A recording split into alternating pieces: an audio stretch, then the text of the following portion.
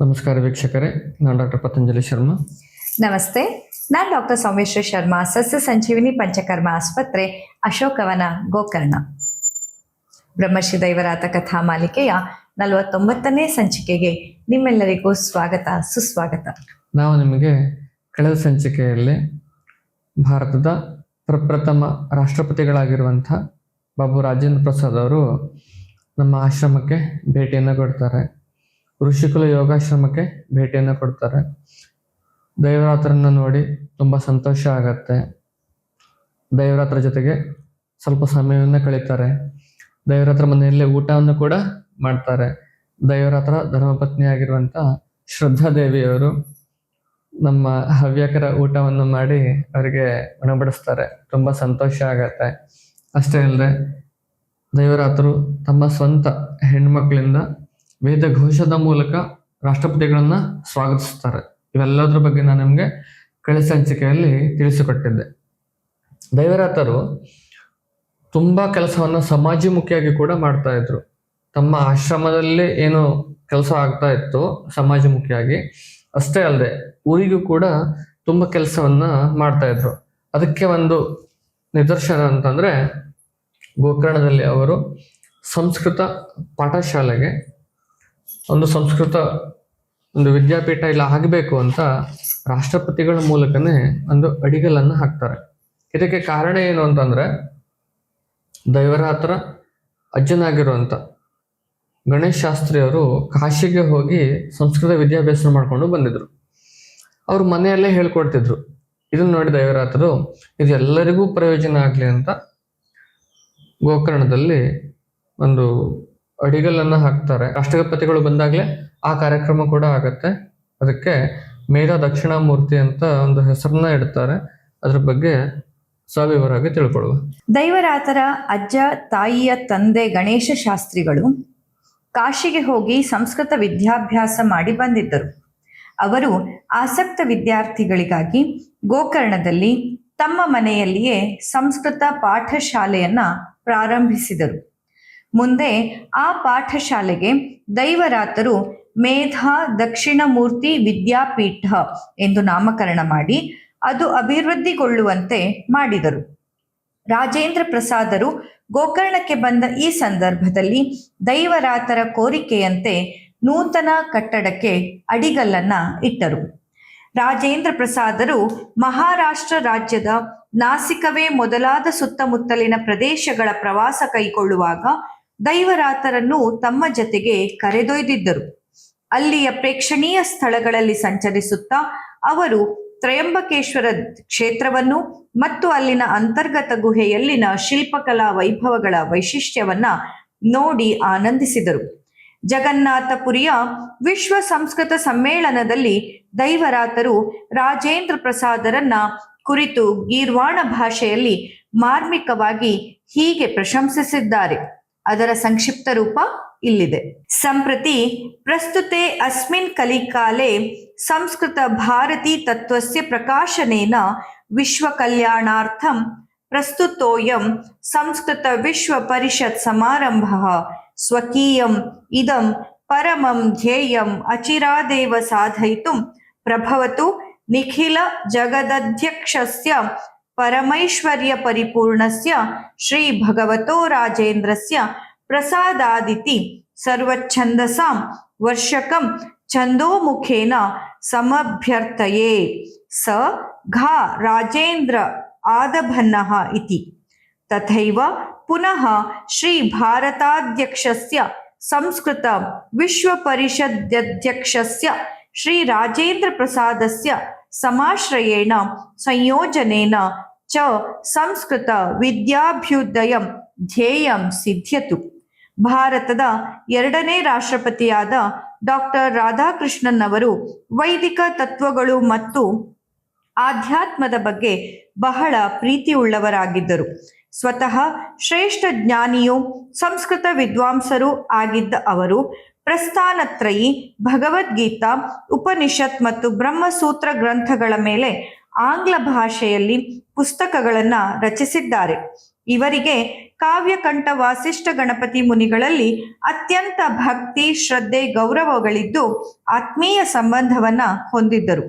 ಇವರು ವಿಶಾಖಪಟ್ಟಣಂ ವಿಶ್ವವಿದ್ಯಾಲಯದಲ್ಲಿ ಉಪಕುಲಪತಿಗಳಾಗಿರುವಾಗ ವಾಸಿಷ್ಠ ಗಣಪತಿ ಮುನಿಗಳನ್ನು ಸಂಸ್ಕೃತ ಭಾಷೆಯಲ್ಲಿ ಉಪನ್ಯಾಸ ಮಾಡುವುದಕ್ಕಾಗಿ ಒಮ್ಮೆ ಆಹ್ವಾನಿಸಿದರು.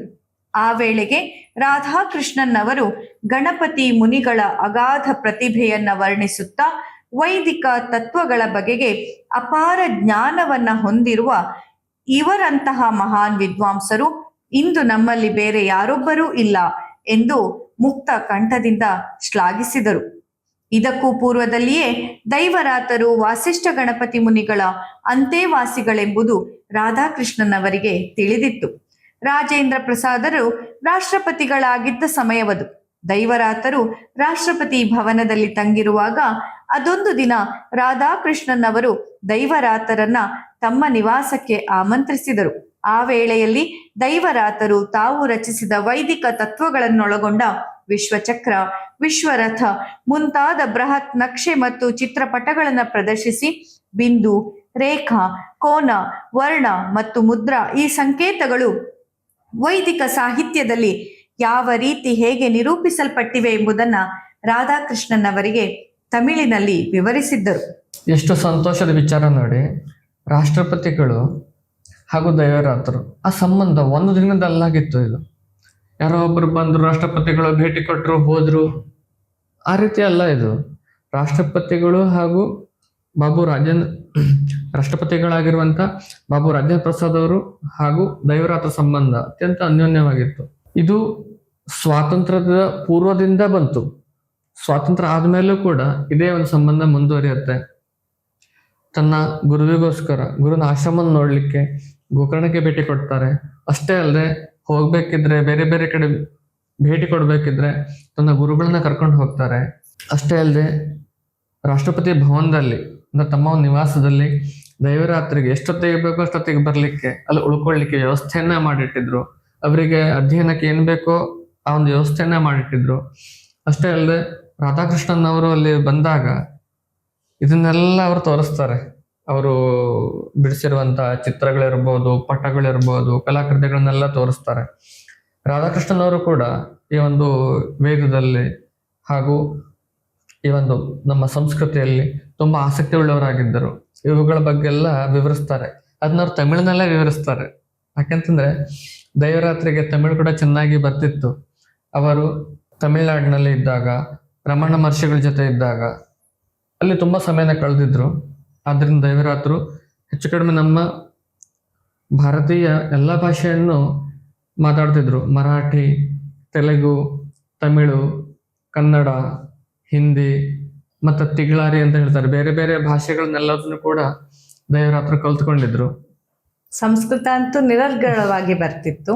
ಅದರ ಜೊತೆಯಲ್ಲಿ ಅವರು ಇದ್ದಾಗ ಅಲ್ಲಿ ಬೆಂಗಾಲಿ ಭಾಷೆ ಆಗಿರಬಹುದು, ಹೀಗೆ ಎಲ್ಲ ಕಡೆಗಳಲ್ಲಿ ಗುಜರಾತಿಗೆ ಹೋದಾಗ ಅಲ್ಲಿಯ ಭಾಷೆ, ನೇಪಾಳಿಗೆ ಹೋದಾಗ ನೇಪಾಳಿ ಭಾಷೆನ ಕಲಿತು ಪುಸ್ತಕವನ್ನ ಕೂಡ ಬರೆದಿರುವಂಥದ್ದು. ಹೀಗೆ ಅವರ ಅಗಾಧ ಸಾಮರ್ಥ್ಯ ಅಥವಾ ಅವರ ವ್ಯಕ್ತಿತ್ವ ಯಾವ ರೀತಿಯಲ್ಲಿತ್ತು.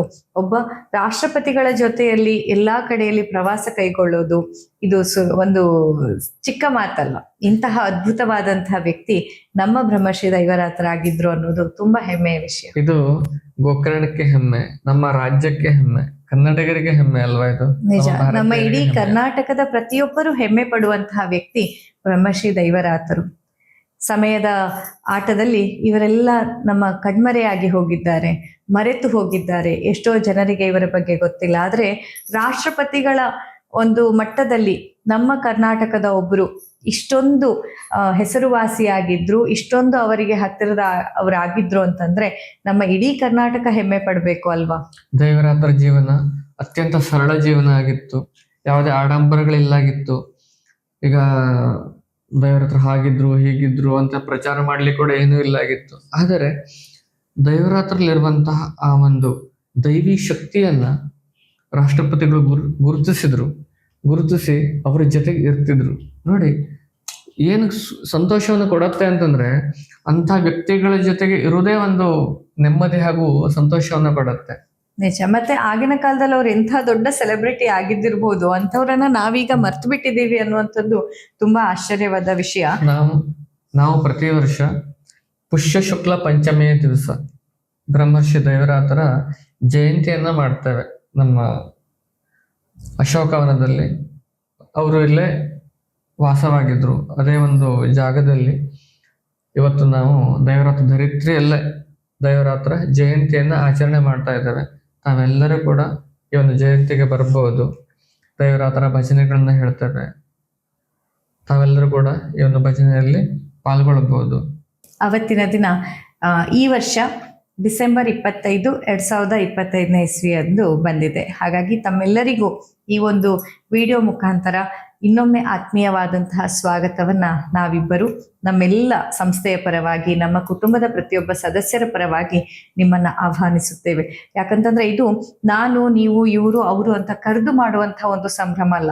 ಇಂತಹ ಮಹಾನ್ ವ್ಯಕ್ತಿ, ಇಂತಹ ಮಹಾನ್ ದೈವರಾತರ ಒಂದು ಜನ್ಮ ಜಯಂತಿಯನ್ನ ನಾವೆಲ್ಲರೂ ಸ್ವಯಂ ಪ್ರೇರಿತವಾಗಿ ಆಚರಣೆ ಮಾಡಬೇಕು. ನಾವೆಲ್ಲರೂ ನಮ್ಮನ್ನ ಅವರ ಬದುಕನ್ನ ಸಂಭ್ರಮಿಸ್ಲಿಕ್ಕೆ, ಅವರ ಬದುಕಿನ ಆದರ್ಶವನ್ನ ನಾವು ಅಳವಡಿಸಿಕೊಳ್ಳಿಕ್ಕೆ ಸ್ವಯಂ ಪ್ರೇರಿತರಾಗಿ ಮಾಡುವಂತಹ ಒಂದು ಕಾರ್ಯಕ್ರಮ. ಹಾಗಾಗಿ ಎಲ್ಲ ದೈವರಾತರ ಭಕ್ತ ವರ್ಗದವರಲ್ಲಿ ಅಥವಾ ದೈವರಾತರ ಜೀವನದಿಂದ ಪ್ರೇರೇಪಿತರಾದ ಪ್ರತಿಯೊಬ್ಬರಿಗೂ ಕೂಡ ತುಂಬಾ ಸಹೃದಯದ ಒಂದು ಆತ್ಮೀಯವಾದ ಒಂದು ಆಹ್ವಾನವನ್ನ ನಾವು ಇವತ್ತಿನ ಈ ವಿಡಿಯೋ ಮೂಲಕ ನೀಡಲಿಕ್ಕೆ ಬಯಸ್ತಾ ಇದ್ದೇವೆ. ಪ್ರತಿಯೊಬ್ಬರಿಗೂ ಹೋಗಿ ಹೇಳಲಿಕ್ಕೆ, ಫೋನ್ ಮಾಡಿ ಹೇಳಲಿಕ್ಕೆ, ಕರೀಲಿಕ್ಕೆ ಆಗ್ತಾ ಇಲ್ಲ. ದೈವರಾತ್ರ ಭಕ್ತವರನ್ನ ಅಂತೂ ಅಪಾರವಾಗಿದೆ. ಸೊ ಯಾರ್ಯಾರು ಈ ವಿಡಿಯೋವನ್ನ ನೋಡ್ತಾ ಇದ್ದೀರೋ, ಯಾರ್ಯಾರಿಗೆ ಮಾಹಿತಿ ಸಿಕ್ಕಿದ್ರೆ ಎಲ್ಲರೂ ಬನ್ನಿ, ಪ್ರಯತ್ನ ಮಾಡಿ. ಹೌದು, ಯಾಕಂದ್ರೆ ಇದು ಯಾವುದೇ ಆಡಂಬರದ ಕಾರ್ಯಕ್ರಮವಲ್ಲ, ಅಥವಾ ಯಾವುದಾದ್ರೂ ಪ್ರತಿಷ್ಠೆಗೋಸ್ಕರವೋ ಅಥವಾ ಯಾವುದೋ ಒಂದಿಷ್ಟು ರಾಜಕೀಯ ಉದ್ದೇಶಕ್ಕೋಸ್ಕರವೋ ಅಥವಾ ಇನ್ಯಾವುದೇ ಕಾರಣಕ್ಕಾಗಿ ಆಗ್ತಾ ಇರೋದಲ್ಲ. ಇದು ಸಂಪೂರ್ಣವಾಗಿ ಬ್ರಹ್ಮರ್ಷಿ ದೈವರಾತರ ಬದುಕನ್ನ, ಅವರ ಬದುಕಿನ ಆದರ್ಶಗಳನ್ನ, ಅವರ ಒಂದು ಜನ್ಮವನ್ನ ಸಂಭ್ರಮಿಸುವಂತಹ ಒಂದು ಕ್ಷಣ ಈ ದೈವರಾತರ ಜನ್ಮ ಜಯಂತಿಯ ಉತ್ಸವ. ನಮ್ಮ ಸಸ್ಯ ಸಂಜೀವಿನಿಯಲ್ಲಿ ಅಶೋಕವನದಲ್ಲಿ ಪ್ರತಿನಿತ್ಯ ದೈವರಾತ್ರ ಆರಾಧನೆ ನಡೀತಾ ಇರ್ತದೆ. ದಿವಸ ಇಲ್ಲಿ ಅಷ್ಟಾವಧಾನ ಸೇವೆ ನಡೆಯುತ್ತೆ, ಸಂಜೆ ಭಜನೆ ನಡೀತದೆ. ಪ್ರತಿಯೊಂದು ಕೂಡ ದೈವರಾತ್ರನ ನಾವು ಪ್ರತಿನಿತ್ಯ ನೆನೆಸ್ಕೊಂಡು ಅವರ ಹೆಸರಿನಲ್ಲಿ ಪೂಜೆಯನ್ನ ಮಾಡ್ತೇವೆ, ಹಾಗೂ ಆರಾಧನೆಯನ್ನ ಮಾಡ್ತೇವೆ. ಅವರ ಜನ್ಮ ಜಯಂತಿಯ ದಿವಸ ವಿಶೇಷವಾಗಿ ಒಂದು ಆಚರಣೆಯನ್ನ ಮಾಡ್ತಾ ಇರುವಂತದ್ದು. ಹೌದು, ಹಾಗಾಗಿ ತಮ್ಮೆಲ್ಲರ ಒಂದು ಉಪಸ್ಥಿತಿಯನ್ನ ಇಲ್ಲಿ ನಾವು ಬಯಸ್ತೇವೆ. ನೋಡಿ, ಕೇವಲ ಪ್ರಥಮ ರಾಷ್ಟ್ರಪತಿಗಳಷ್ಟೇ ಅಲ್ಲದೆ ದ್ವಿತೀಯ ರಾಷ್ಟ್ರಪತಿಗಳ ಜೊತೆಯಲ್ಲಿಯೂ ಕೂಡ ಇವರ ಸಂಬಂಧ ಎಷ್ಟು ಚೆನ್ನಾಗಿತ್ತು. ಅಷ್ಟೇ ಅಲ್ಲದೆ ಮುಂದಿನ ಒಂದು ಉಪನಿಷತ್ತಿನ ವ್ಯಾಖ್ಯಾನ ಮಾಡುವಾಗ ದೈವರಾತ್ರನ ಎಷ್ಟು ಸುಲಲಿತವಾಗಿ ಹೇಳಿದ್ದಾರೆ ಅನ್ನೋದನ್ನ ನಾವಿಲ್ಲಿ ನೋಡ್ಲೇಬೇಕು. ಅನಂತರ 1952ರಿಂದ 1962ರವರೆಗೆ ರಾಧಾಕೃಷ್ಣನ್ ಅವರು ಉಪರಾಷ್ಟ್ರಪತಿಗಳಾದರು. ಈ ಅವಧಿಯಲ್ಲಿ ಅವರು 1962 ಹೋಳಿ ಹುಣ್ಣಿಮೆಯಂದು ದಿಲ್ಲಿಯಲ್ಲಿ ಏರ್ಪಡಿಸಿದ ಸಭೆಯಲ್ಲಿ ಮಧ್ಯಾಹ್ನ 12 ಗಂಟೆಯ ವೇಳೆಗೆ ಪ್ರಣವೋ ಧನು ಶಹೋರಾತ್ಮ ಬ್ರಹ್ಮ ತಲ್ಲಕ್ಷ್ಯ ಮುಚ್ಯತೆ ಅಪ್ರಮತ್ತೇನ ವೇದ್ಧವ್ಯಂ ಶರವತ್ ತನ್ಮಯೋ ಭವೇತ್. ಪ್ರಣವಾಕ್ಷರವೇ ಧನಸ್ಸು, ಆತ್ಮವೇ ಅಂದರೆ ಮನಸ್ಸೇ ಬಾಣ, ಬ್ರಹ್ಮವನ್ನ ಸೇರುವುದೇ ಗುರಿ. ಪ್ರಣವನಾದದ ಉಪಾಸನೆಯಲ್ಲಿ ತನ್ಮಯನಾಗಿ ಹಾಡುತ್ತಾ ಲೀನವಾಗಬೇಕು. ನಾದ ರೂಪದ ರಸದ ಹೊನಲಿನಿಂದ ಸುಪ್ತ ಮನಸ್ಸಿನ ಪ್ರಶಾಂತ ಭಾವ ವಿಶ್ವ ಚೈತನ್ಯದಲ್ಲಿ ಒಂದಾಗಿ ಅದ್ವೈತವಾಗಬೇಕು. ಇದು ಉಪನಿಷತ್ ವಾಕ್ಯದ ತಾತ್ಪರ್ಯ. ಹೀಗೆ ದೈವರಾತರು ಉಪನಿಷತ್ ವಾಕ್ಯದ ಮೇಲೆ ವಿಸ್ತಾರವಾದ ಪ್ರವಚನ ನೀಡಿದರು. ಅದನ್ನ ರಾಧಾಕೃಷ್ಣನವರು ಆಂಗ್ಲ ಭಾಷೆಯಲ್ಲಿ ಅಲ್ಲಿ ನೆರೆದ ವಿದ್ವಾಂಸರಿಗೆ ಮತ್ತು ಇತರ ಜನರಿಗೆ ವಿವರಿಸಿದರು. ತರುವಾಯ ಇದೇ ವರ್ಷ 1962ರಲ್ಲಿಯೇ ರಾಧಾಕೃಷ್ಣನವರ ಪ್ರಯತ್ನದ ಫಲವಾಗಿ ಅಖಿಲ ಭಾರತ ವೈದಿಕ ಸಮ್ಮೇಳನ ನಡೆಯಿತು. ಇದು ದೈವರಾತರಿಂದಲೇ ಉದ್ಘಾಟಿಸಲ್ಪಟ್ಟು ಸಂಪೂರ್ಣವಾಗಿ ಅವರ ನಿರ್ದೇಶನದಲ್ಲಿ ನಡೆದದ್ದು ಸಮ್ಮೇಳನದ ವಿಶೇಷತೆಯಾಗಿತ್ತು. ನೋಡಿ, ಎಂತಹ ಅದ್ಭುತವಾದಂತಹ ಒಂದು ಕ್ಷಣ ಅಲ್ವಾ. ಬ್ರಹ್ಮಶ್ರೀ ದೈವರಾತರು ಉಪನಿಷತ್ನ ಬಗ್ಗೆ ನೀಡಿದ ವ್ಯಾಖ್ಯಾನವನ್ನ ಸ್ವತಃ ಭಾರತದ ಉಪರಾಷ್ಟ್ರಪತಿಗಳು ಆಂಗ್ಲ ಭಾಷೆಯಲ್ಲಿ ಭಾಷಾಂತರ ಮಾಡಿ ಹೇಳ್ತಾ ಇದ್ದಾರೆ, ಬೇರೆಯವರಿಗೆ ತಿಳಿಸ್ತಾ ಇದ್ದಾರೆ ಅಂತಂದ್ರೆ ಅದು ಎಂತಹ ಸೆಲೆಬ್ರಿಟಿ ಆಗಿದ್ದಿರ್ಬೋದು ನಮ್ಮ ದೈವರಾತರು. ಅವರು ಆ ಒಂದು ನಾಲೆಜ್ ಅನ್ನ ಇಡೀ ವಿಶ್ವಕ್ಕೆ ಸಾರ್ತಾ ಇರುವಂತಹದ್ದು. ತಾನು ಹೆಚ್ಚು ಅವ್ರು ಹೆಚ್ಚು ಹೇಳುವಂತಹದ್ದು ಒಂದು ಸ್ವಲ್ಪನೂ ಇಲ್ಲ ಇದರಲ್ಲಿ. ಅಲ್ಲಿ ರಾಧಾಕೃಷ್ಣನ್ ಅವರು ಎಷ್ಟು ಒಳ್ಳೆಯವರಾಗಿದ್ರು, ಅವರ ಮನಸ್ಸು ಎಷ್ಟು ಶುದ್ಧವಾಗಿತ್ತು ಹೇಳೋದು ನಿಮ್ಗೆ ಇಲ್ಲಿ ಗೊತ್ತಾಗ್ತದೆ. ಆ ಒಂದು ದೇವರ ಹತ್ರ ಹೇಳ್ತಾ ಇರುವಂತ ವಿಷಯವನ್ನ ಎಲ್ಲರಿಗೂ ತಿಳಿಸುವಂತದ್ದು ಸ್ವತಃ ಅವರೇ ತಿಳಿಸ್ತಾರೆ. ಯಾಕಂತಂದ್ರೆ ರಾಧಾಕೃಷ್ಣನವ್ರು ನೀವು ಗಮನಿಸಿರ್ಬೋದು, ನಾವು ಕಳೆದ ಸಂಚಿಕೆಯಲ್ಲಿ ಹೇಳ್ತಾ ಇದ್ವಿ, ಅವ್ರು ಹೇಗಾಗಿತ್ತು ಅಂತಂದ್ರೆ ದೇವರಾತರು ಎಷ್ಟೋ ವಿಷಯಗಳನ್ನ ಹೇಳ್ತಾ ಇರುವಂತದನ್ನ ಅವರು ಆಂಗ್ಲ ಭಾಷೆಗೆ ತರ್ಜುಮೆ ಮಾಡ್ತಿದ್ರು. ಅಷ್ಟೇ ಅಲ್ಲದೆ ಅವರು ಎಷ್ಟೋ ಪುಸ್ತಕಗಳನ್ನು ಕೂಡ ತರ್ಜುಮೆ ಮಾಡಿದ್ದಾರೆ. ಹೌದು, ಸಂಸ್ಕೃತ ಪುಸ್ತಕಗಳನ್ನು ಕೂಡ ಇಂಗ್ಲಿಷಿಗೆ ತರ್ಜುಮೆ ಮಾಡಿದ್ದಾರೆ. ಅದಕ್ಕಾಗಿ ಅವರೇ ಸ್ವತಃ ದೇವರಾತ್ರ ಹೇಳ್ತಾ ಇರುವಂತದ್ದನ್ನ ಆಂಗ್ಲ ಭಾಷೆಗೆ ಟ್ರಾನ್ಸ್ಲೇಟ್ ಮಾಡಿ ಹೇಳ್ತಾ ಇದ್ರು. ಅಂಥದ್ರಲ್ಲಿ ಅಖಿಲ ಭಾರತ ವೈದಿಕ ಸಮ್ಮೇಳನದ ಉದ್ಘಾಟಕರಾಗಿ ನಮ್ಮ ಬ್ರಹ್ಮಶ್ರೀ ದೈವರಾತ್ರು ಹೋಗಿದ್ರು ಅಂತಂದ್ರೆ ಎಷ್ಟು ಖುಷಿ ಆಗತ್ತೆ. ನನಗಂತೂ ಈಗಲೇ ಇವತ್ತೇ ಈ ಕಾರ್ಯಕ್ರಮವನ್ನ ನಾವು ನೀವೆಲ್ಲರೂ ನೋಡ್ತಾ ಇದ್ದೀವೇನೋ ಅನ್ನುವಷ್ಟು ಸಂಭ್ರಮ, ಅಷ್ಟು ಖುಷಿ ಅನ್ನಿಸ್ತಾ ಇದೆ. ನಮ್ಮ ಬ್ರಹ್ಮಶ್ರೀ ದೈವರಾತರು ಇಂತಹ ಒಂದು ಅದ್ಭುತವಾದಂತಹ ಒಂದು ಹಿರಿಮೆಯನ್ನ ಹೊಂದಿದ್ರು ಅಂದ್ರೆ ದೈವರಾತ್ರದಿಂದ ಪ್ರೇರಿತರಾಗಿ ಈ ಕಾರ್ಯಕ್ರಮವನ್ನ ಮಾಡ್ತಾ ಇರುವಂತದ್ದು ಪೂರ್ತಿ ದೈವರಾತ್ರ ಮಾರ್ಗದರ್ಶನದಲ್ಲೇ. ಎಲ್ಲಾ ಜವಾಬ್ದಾರಿಯನ್ನ ಉಪರಾಷ್ಟ್ರಪತಿಗಳು ದೈವರಾತ್ರ ಕೊಟ್ಟುಬಿಟ್ಟಿದ್ದಾರೆ, ನೀನು ಹೇಗೆ ಹೇಳ್ತೀಯ ಹಾಗೆ ಮಾಡ್ತೀವಿ ಅಂತ. ನಿಜ ನಿಜ. ಸೊ ಈ ರೀತಿಯಾಗಿ ರಾಷ್ಟ್ರಪತಿಗಳಿಂದ, ಉಪರಾಷ್ಟ್ರಪತಿಗಳಿಂದ, ಆಗಿನ ಕಾಲದ ಎಲ್ಲ ಗಣ್ಯ ವ್ಯಕ್ತಿಗಳಿಂದ ಪೂಜಿಸಲ್ಪಟ್ಟವರು ನಮ್ಮ ಬ್ರಹ್ಮಶ್ರೀ ದೈವರಾತರು ಅಂತ ಹೇಳ್ಕೊಳ್ಳಿಕ್ಕೆ ನಿಜಕ್ಕೂ ತುಂಬಾ ಹೆಮ್ಮೆ ಅನ್ಸುತ್ತೆ.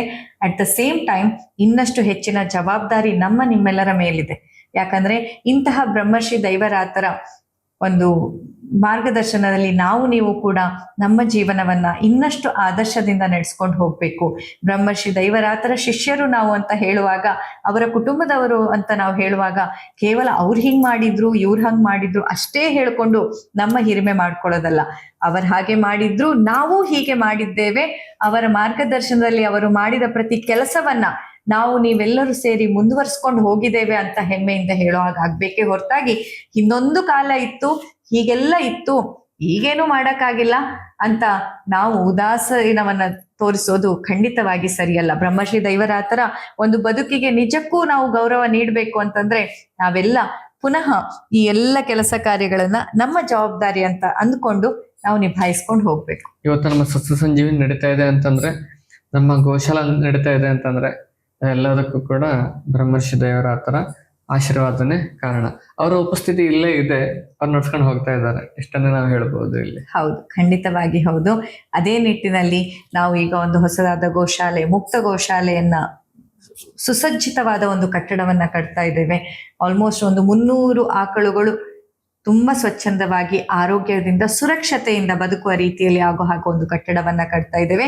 ಈ ಕೆಲಸಕ್ಕೆ ಕೂಡ ಬ್ರಹ್ಮಶ್ರೀ ದೈವರಾತರೇ ಸ್ಫೂರ್ತಿ ಅಂತ ಹೇಳಲಿಕ್ಕೆ ತುಂಬಾ ಹೆಮ್ಮೆ ಅನ್ಸುತ್ತೆ. ಹೀಗೆ ನಮ್ಮ ಈ ಕೆಲಸದಲ್ಲಿ ಈಗಾಗಲೇ ಕೈ ಜೋಡಿಸಿದ ನಿಮ್ಮೆಲ್ಲರಿಗೆ ತುಂಬು ಹೃದಯದ ಧನ್ಯವಾದಗಳು. ಈಗ ಕೂಡ ವಿಡಿಯೋವನ್ನ ನೋಡ್ತಾ ಇರೋರು ಯಾರಾದ್ರೂ ನಮ್ಮ ಈ ಒಂದು ಮಹತ್ ಕಾರ್ಯದಲ್ಲಿ ಸಹಾಯ ಮಾಡ್ಬೇಕು ಅಂತ ಅನ್ಕೊಂಡಿದ್ರೆ ನಿಮ್ಮ ಒಂದು ಸಹಾಯಕ್ಕೆ ತುಂಬು ಹೃದಯದ ಸ್ವಾಗತ ಇದೆ. ಅಷ್ಟೇ ಅಲ್ಲದೆ ನಮ್ಮ ಗೋಶಾಲೆ ಅನ್ನುವಂಥದ್ದು ಭಾರತ ಸರ್ಕಾರದಿಂದ, ಕರ್ನಾಟಕ ಸರ್ಕಾರದಿಂದ ಮಾನ್ಯತೆಯನ್ನ ಪಡೆದಂತಹ ಒಂದು ಗೋಶಾಲೆ ಆಗಿರೋ ಕಾರಣಕ್ಕೆ ನೀವು ನಮ್ಮ ಗೋಶಾಲಾ ಕಟ್ಟಡಕ್ಕೆ ಸಹಾಯ ಮಾಡಿದಲ್ಲಿ ನೀವು ಟ್ಯಾಕ್ಸ್ ಬೆನಿಫಿಟ್ ಅನ್ನು ಕೂಡ ಪಡೆಯುವಂತಹ ಒಂದು ಸೌಲಭ್ಯ ಲಭ್ಯವಿದೆ. ಹಾಗಾಗಿ ನೀವು ಕೂಡ ಸಹಾಯ ಮಾಡಿ. ಅಷ್ಟೇ ಅಲ್ಲದೆ ಯಾರಾದರೂ ಸಹಾಯ ಮಾಡುವಂತಹ ವ್ಯಕ್ತಿಗಳು ನಿಮಗೆ ಗೊತ್ತಿದ್ದಲ್ಲಿ ದಯಮಾಡಿ ಅವರಿಗೆ ಈ ಮಾಹಿತಿಯನ್ನ ನೀಡಿ ನಮ್ಮ ಗೋಶಾಲೆಯನ್ನ ಇನ್ನಷ್ಟು ಎತ್ತರಕ್ಕೆ ತೆಗೆದುಕೊಂಡು ಹೋಗ್ಲಿಕ್ಕೆ, ನಮ್ಮ ಗೋಶಾಲೆಯಲ್ಲಿ ಇನ್ನೂ ಹೆಚ್ಚಿನ ಗೋವುಗಳಿಗೆ ನಾವು ರಕ್ಷಣೆಯನ್ನ ಕೊಡ್ಲಿಕ್ಕೆ ನೀವು ಸಹಕಾರ ಮಾಡ್ತೀರಾ ಅಂತ ಭಾವಿಸ್ತಾ ಇವತ್ತಿನ ಸಂಚಿಕೆಯನ್ನ ಇಲ್ಲಿಗೆ ಸಂಪನ್ನಗೊಳಿಸ್ತಾ ಇದ್ದೇವೆ. ಇಲ್ಲಿಯ ತನಕ ತಾಳ್ಮೆಯಿಂದ ಆಲಿಸಿದ ತಮ್ಮೆಲ್ಲರಿಗೂ ಕೂಡ ತುಂಬು ಹೃದಯದ ಧನ್ಯವಾದಗಳು. ಇನ್ನಷ್ಟು ಹೆಚ್ಚಿನ ಮಾಹಿತಿಯೊಂದಿಗೆ ಮತ್ತೆ ಮುಂದಿನ ವಿಡಿಯೋದಲ್ಲಿ ನಾವು ಭೇಟಿಯಾಗೋಣ. ಅಲ್ಲಿಯ ತನಕ ನಮಸ್ಕಾರ. ನಮಸ್ತೆ.